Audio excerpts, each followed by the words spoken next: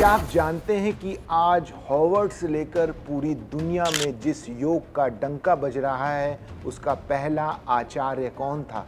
योग का इतिहास किसी आम इंसान या सिर्फ कुछ आसनों से शुरू नहीं होता, बल्कि इसका संबंध सृष्टि की शुरुआत से है। वेदों के ज्ञान और ऋषियों की साधना से गुजरते हुए योग आज दुनिया के कोने कोने में अपनी पहचान बना चुका है। हिरण्यगर्भ की आदि चेतना से लेकर संयुक्त राष्ट्र संघ के मंच तक ये कहानी भारत की सबसे जीवित परंपरा की है।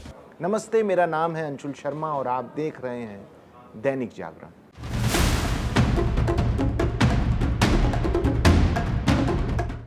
आज दुनिया जिस योग को सिर्फ शारीरिक कसरत, स्वास्थ्य और फिटनेस के रूप में देखती है, उसकी कहानी केवल कुछ आसनों तक सीमित नहीं है। ये कहानी 5000 वर्षों से भी अधिक पुरानी उस गौरवशाली परंपरा की है जिसने भारत की आध्यात्मिक चेतना को आकार दिया और जिसने मनुष्य के भीतर छिपे पूरे ब्रह्मांड को समझने की कोशिश की। तो चलिए जानते हैं आज इस विशेष वीडियो में हम योग के इसी ऐतिहासिक और अद्भुत सफर को बहुत ही आसान शब्दों में विस्तार से समझते हैं। योग का इतिहास किसी एक व्यक्ति से शुरू नहीं होता और ना ही इसका जन्म किसी एक अकेले ग्रंथ में हुआ है। हमारी भारतीय परंपरा योग के आदि स्रोतों के रूप में हिरण्यगर्भ का उल्लेख करती है। ऋग्वेद, यजुर्वेद, महाभारत और बृहद योग, वल्कव स्मृति जैसे प्राचीन और प्रामाणिक ग्रंथों में हिरण्यगर्भ को ही योग का प्रथम आचार्य माना गया है। भारतीय दर्शन के अनुसार जब इस पूरी सृष्टि का अस्तित्व भी पूरी तरह साफ नहीं था, तब भी ब्रह्मांड में चेतना का जो बीज विद्यमान था वही हिरण्यगर्भ था। कहा जाता है कि इसी आदिम चेतना से योग का परम ज्ञान सबसे पहले अग्नि, वायु, आदित्य और अंगिरा जैसे महान ऋषियों का तक पहुंचा। आगे चलकर यही ज्ञान याज्ञवल्क्य, वशिष्ठ, नारद और भारद्वाज जैसे अनेक ऋषियों की लंबी परंपरा में लगातार विकसित और समृद्ध होता गया। योग का ये ज्ञान कितना शाश्वत है, इसका प्रमाण हमें श्रीमद् भागवत गीता में मिलता है। गीता में भगवान कृष्ण अर्जुन से कहते हैं कि उन्होंने इस अविनाशी योग का उपदेश सबसे पहले सूर्यदेव को दिया था। सूर्यदेव से ये परम ज्ञान मनु तक पहुंचा और फिर मनु से इक्ष्वाकु तक गया। इस प्रकार योग केवल जंगलों और आश्रमों की साधना नहीं रहा, बल्कि ये राजाओं और समाज के बड़े नेतृत्वकर्ताओं तक भी पहुंचा। योग की ये यात्रा केवल धार्मिक आख्यानों तक ही सीमित नहीं है। हमारा पुरातत्व भी इसके प्राचीन होने की पूरी गवाही देता है। सिंधु घाटी सभ्यता से प्राप्त प्रसिद्ध पशुपति मुद्रा में एक ऐसी आकृति दिखाई देती है जिसे कई बड़े विद्वान ध्यान मग्न योगी के रूप में देखते हैं। लगभग 2300 ईसा पूर्व की इस प्राचीन सभ्यता में ध्यान और आसन जैसी अवधारणाओं के साफ संदेश मिलते हैं। प्रागैतिहासिक काल से उत्तर आधैतिहासिक काल तक आते आते योग भारतीय समाज के जीवन का एक मुख्य हिस्सा बन चुका था। सबसे प्राचीन ग्रंथ ऋग्वेद में तप, ध्यान और समाधि के बीज साफ तौर पर मिलते हैं। इसके बाद यजुर्वेद, सामवेद और अथर्ववेद ने इन अवधारणाओं को और ज्यादा विकसित करने का काम किया। बाद के वक्त में लिखे गए आरण्यकों में उपनिषदों ने योग को केवल बाहरी अनुष्ठानों और यज्ञों से बाहर निकाला और उसे आत्मज्ञान तथा ब्रह्म ज्ञान की एक गहरी दिशा में मोड़ दिया। कठोपनिषद में पहली बार इंसानी इंद्रियों के नियंत्रण और मन की स्थिरता को योग का मुख्य आधार माना गया। वहीं श्वेताश्वर उपनिषद में ध्यान की विशेष विधियां मिलती हैं। इसके साथ ही छंदोग्य और बृहद आरण्यक उपनिषद में आत्मा और ब्रह्म की एकता पर सबसे ज्यादा जोर दिया गया है। 6ठी शताब्दी ईसा पूर्व से लेकर 6ठी शताब्दी ईसवी तक का समय योग के इतिहास में एक बहुत बड़ा और निर्णायक मोड़ लेकर आया। इसी महत्वपूर्ण काल में रामायण और महाभारत जैसे महान महाकाव्यों का निर्माण हुआ था।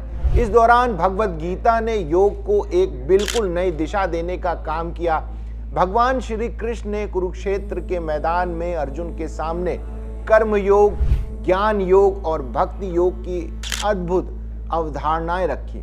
इसी के साथ पहली बार योग केवल कठिन तपस्या नहीं रहा, बल्कि वो आम इंसान के लिए जीवन जीने की एक सुंदर कला बन गया।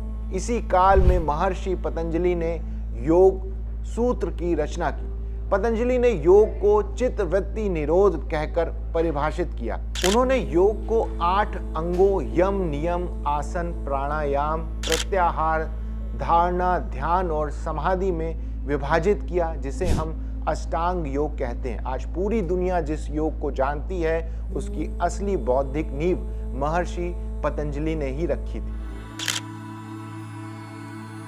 लेकिन योग की महान यात्रा पतंजलि के बाद भी यहीं नहीं रुकी। इसी ऐतिहासिक काल में श्रोत सूत्र, ग्रह सूत्र, धर्म सूत्र और सुल्व सूत्र जैसे महत्वपूर्ण कल्प सूत्रों ने मानव जीवन और अनुशासन को सामाजिक रूप से व्यवस्थित किया। इसके बाद के वक्त में व्यास, वाचस्पति और भोजराज जैसे महान और प्रकांड विद्वानों ने पतंजलि के योग सूत्र पर अपनी प्रसिद्ध टीकाएं लिखी और उसके अर्थ को और सरल बनाया। इन सभी के प्रयासों से योग अब केवल एक साधना पद्धति नहीं रहा, बल्कि वो पूरी तरह से एक परिपक्व और स्थापित भारतीय दर्शन बन चुका है, जिसने दुनिया भर के विचारकों को अपनी ओर आकर्षित किया। 12वीं शताब्दी के बाद भारतीय इतिहास में योग ने एक नया प्रभावशाली रूप लिया। इस दौर में नाथ संप्रदाय के उदय के साथ ही हठ योग का स्वर्णकाल शुरू हुआ। गुरु मस्तेंद्रनाथ और गुरु गोरखनाथ ने योग को पुरानी रूढ़ियों और रहस्यवाद से बाहर निकाला और उसे जनसाधारण यानी आम जनता तक पहुंचा दिया। हठ योग प्रदीपिका, शिव संहिता और गेरंड संहिता जैसे महान ग्रंथों ने आसन, प्राणायाम, मुद्रा, बंध और अष्ट कर्मों को एक व्यवस्थित और व्यवहारिक रूप दिया, जिसने आम लोगों भी इसका लाभ उठा सके। इसके साथ ही शैव परंपरा में पाशुपत, माहेश्वर, लाकुलिश, कपालिक और कालामुख जैसे विभिन्न संप्रदाय विकसित हुए। इन सभी शाखाओं ने योग के तांत्रिक और साधना पक्ष को अपनी अनूठी पद्धतियों से बहुत समृद्ध किया। योग की सबसे खूबसूरत बात यह रही है कि ये किसी एक संप्रदाय में नहीं बंधा। बौद्ध धर्म ने योग के माध्यम से ध्यान और विपश्यना की अद्भुत पद्धतियों को विकसित किया, जो आज भी पूरी दुनिया में लोकप्रिय है। दूसरी तरफ जैन संप्रदाय ने परम संयम और कठिन तपस्या को योग का मुख्य मार्ग माना। वैष्णव परंपरा ने पूरी तरह से भक्ति और समर्पण को योग का आधार बनाया। इस प्रकार योग किसी एक धर्म या संप्रदाय का विषय नहीं रहा, बल्कि ये भारत की अनेक सांस्कृतिक धाराओं में लगातार प्रभावित होता रहा है। आगे चलकर भक्ति आंदोलन ने योग को पूरी तरह से आम जनता के बीच स्थापित कर दिया। संत कबीर, चैतन्य महाप्रभु, रामानुज और देश के अनेक संतों ने ईश्वर के प्रति सच्चे प्रेम और समर्पण को भी योग का ही एक सुंदर स्वरूप माना। साल 1857 की क्रांति के बाद भारत में एक आधुनिक पुनर्जागरण का दौर शुरू हुआ। इस दौर में स्वामी विवेकानंद ने शिकागो की विश्व धर्म संसद में भारतीय योग और वेदांत का परिचय पूरी दुनिया से कराया और सबको सम्मोहित कर दिया।